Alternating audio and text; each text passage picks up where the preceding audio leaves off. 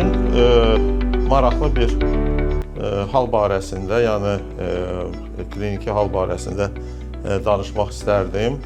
Uşaq 3 gün əvvəl demək başqa bir tibb müəssisəsində 37 həftəlik keysariya əməliyyatı nəticəsində dünyaya gəlmiş. Maraqlısı nədən ibarətdir? Hətta uşaq yəni ana bətnində olaraq dölün anadan gəlmə bir qüsuru aşkar edilmişdir. Onun büzdüm nahiyəsində böyük ölçülü teratomanın olması aşkarlanmışdır və artıq belə deyək hamiləliyə aparan akşer ginekoloq da, neonatoloq da hazır idilər və əslində qalsa ailəni də hazırlamışdılar ki, uşaq qüsurla doğulacaqdır. Uşaq doğulandan sonra bizim uşaq cərrahiyyəsi şöbəsinin rəisi Vüsal Cəfərov tərəfindən uşağa baxılmışdır. Bu diaqnoz təsdiq olunmuşdur və demək bizim klinikaya köçürülmüşdür. 2 gün əvvəl hospitalımızda uğurla əməliyyat icra edildi. Artıq uşaq indi küvezdə görsəz də onu spontan tənəffüsdədir.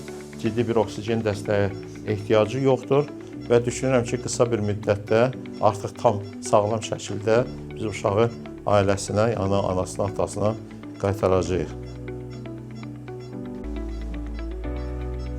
Bir daha da demək hamiləlik zamanı dölün monitorizasiyası deyək, yəni onun mümkün ola bilən qüsurlarını vaxtında aşkar etmək nə dərəcədə böyük əhəmiyyət daşıyır. Bu varis nümunəsidir bizim bu uşaq.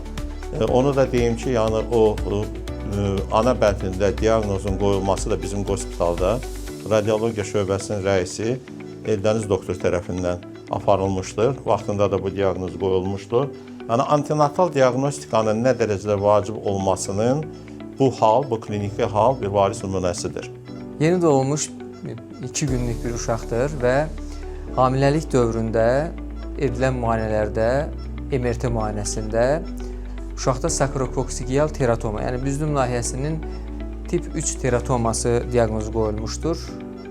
Diaqnostikasını Gömrük Hospitalda Eldəniz doktor tərəfindən aparılmışdır və daha sonrasında başqa bir mərkəzdə doğulduqdan sonra xəstə bizə müraciət etmiş və uşağın əməliyyatını planlamışdıq. Teratoma əməliyyatlarının ən çox biz qız uşaqlarında görürük təbii ki. Ən önəmli xüsusiyyətlərindən biri bunların qanama ehtimalının olması. İkincisi isə gələcəkdə bunun dərəcəsi artdıqca sidik hissəsinə, bağırsağa nüfuz etdiyinə görə, yapışıq olduğuna görə sidiklə bağlı, sidiyə getməklə bağlı, sidik hissəsinin funksiyaları ilə bağlı, bağırsaq funksiyalarına bağlı problemlərin olması. Təqribən 3 uşaqdan birində sidik hissəsinə bağlı problemlər görünə bilər. Yəni boşaldılma problemləri, infeksiyalar və s. Yəni sinir sistemi ilə bağlı problemlər ola bilər. Əməliyyatımız uğurla keçdi. Əməliyyatda tip 3 teratomanı tam şəkildə rütür etmədən, yəni hər hansı bir hissəyə ayırmadan, parçalanmadan, deşilmədən tam şəkildə koksikslə bir yerdə xaric etdik və əməliyyat sırasında bu xəstənin ən önəmli məsələlərindən biri pozisiyası. Məsələn, bilirik ki, bunlar üzüstü pozisiyada yatırlar və anesteziyanın işi çox önəmlidir burada. Və əməliyyatdan sonra qısa müddətdə tənəffüs aparatından ayrıldı və hal-hazırda uşaq qidalanır. Əslində əməliyyatdan sonraki 2-ci günüdür, postoperativ 2-ci günüdür. Bu xəstəlik əslində biz yaranma səbəbini %100 deyə bilmirik, amma bilirik ki, təqribən teratomalar büzdüm nahiyəsində 35-40 min uşaqdan birində rast gəlinir. Və bunların içərisində tip 3 teratomalara gəldiyimiz zaman isə 350-400 min uşaqdan birində. Yəni hal-hazırki uşaqda olan problem 350-400 min uşaqdan birində görülən nadir inkişaf qüsurlarından biridir. Ən önəmli məsələlərdən biri prenatal dövrdə, yəni hamiləlik dövründəki diaqnostikadır. Doğum sonrasındakı uşağa yanaşmadır.